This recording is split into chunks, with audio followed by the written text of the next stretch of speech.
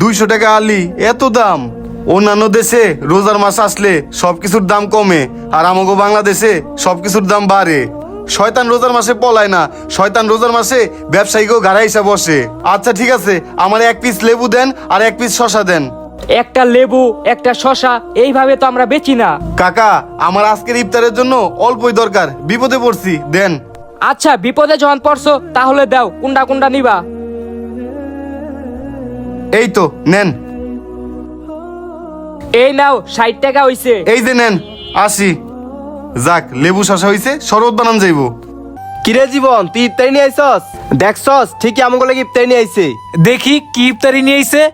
মুড়ি, শসা, লেবু, এডি দিয়ে কি ইফতারি হয়? তো করে আমি আগেই কইছিলাম, এই জীবনের বর্ষায় থাকলে আজকে আমাকে গলা দিয়া ইফতার নামবো না। একটা লেবু, একটা শসা, 1 পোয়া মুড়ি আর সামান্য কিছু, এডি বেটটা আমাকে সবটি রইবো। মামা, শুধু মুড়ি আর লেবু শসা না, 200 টাকার ইফতারি আনছি, এনে বুট মুড়ি সবই আছে, আমরা সবাই খাইতে পারবো, চল। ওই বেটটা, যেগুলো ইফতার লইছস এদিকে আমাকে সবার রইবো, ফলমূলও তো লাগবো। বুঝলাম না তোরা দুজন কি শুরু করছস? ছেলেটার কাছে টাকা থাকে না, তবু আজকে ইফতারি নিয়ে আইছে। আজকে কষ্ট করে চালাই দিই আমরা। বন্ধু, শর্ট হইলে আমি খামু না, তোরা খাতাও। ওই বেটটা, এইসব দিয়ে কি আমাকে ইফতার হইবো? ফালাই সব, ফালা।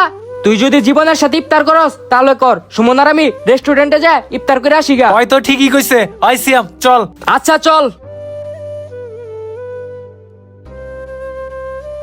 ইফতার খাবি না ভালো কথা, ইফতার গুলো নষ্ট করলি কে? আমি যে রোজা ভাঙমু তাও ভাঙতে পারবো না। যাই মসজিদে যাই ইফতার করি গা।